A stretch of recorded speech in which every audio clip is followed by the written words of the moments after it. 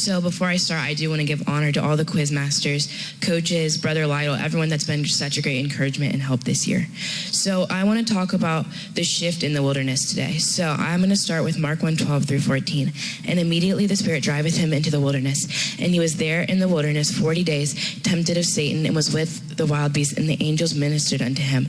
Now after that, John was put in prison. Jesus came into Galilee, preaching the gospel of the kingdom of God. I want to first look at how it didn't say a spirit, it didn't say the devil, it said the Spirit. It's talking about the Spirit of God leading him into the wilderness, and the wilderness represents adversity. Before the wilderness, Jesus was not preaching. Before the wilderness, he was getting baptized by John. But after the wilderness, we see that he's preaching, he's performing miracles, he's doing signs and wonders, and the mention of his name filled a house. They had to tear off a roof to get in. Like, it was standing room only unless you had the palsy. So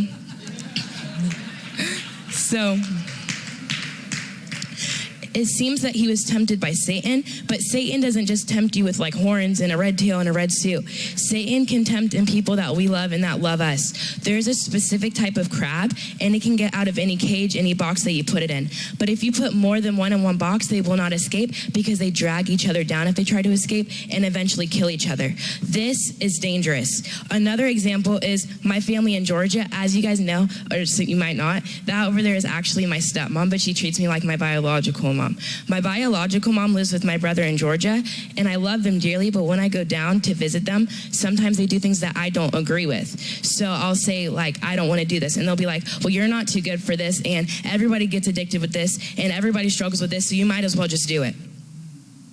But this challenge in my life led to a help because it made my conviction grow stronger.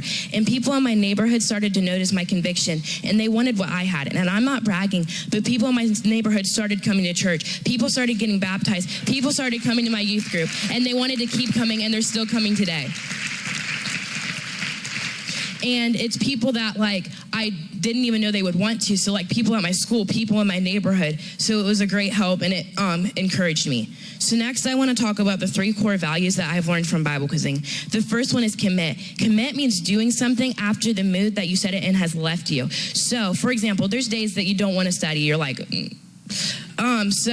but Jesus felt this way too in his life. He said, Abba, Father, all things are possible unto thee. Take away this cup from me. Nevertheless, not what I will, but what thou wilt. He understood that he had a purpose to fulfill and was ready to fulfill it. Next is become. This is your mindset. 2:15 through 17 of Mark, you see that the publicans and sinners are sitting with Jesus, and the scribes are like, why is he sitting with you? They don't give all the money to the temple. They don't have all this fancy clothes. But God was like, there is none good but one that is God. So you need to look at yourselves. The rich young ruler had the commandments, but he didn't have the connection. When he called the rich young ruler, he didn't come. But when he called the fishers, they came because they understood that there's something in God that they needed. There was something that he had that they didn't.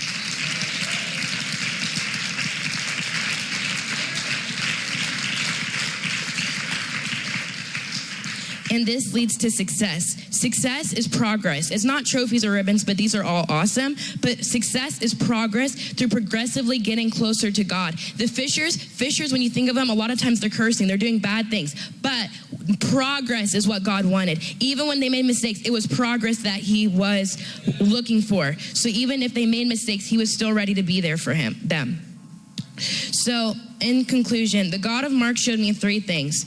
He showed me commitment when he died that shows I need to be committed to my purpose. He showed me becoming when he allowed the wilderness to change him. This shows that my adversity is my advantage if I allow it. And finally, there's success. God isn't concerned about who's on his right hand or on his left hand. We need not just commandments, but a connection. I need to progressively give others my best because that's what God is looking for. So the shifts bring success and adversity brings advancement.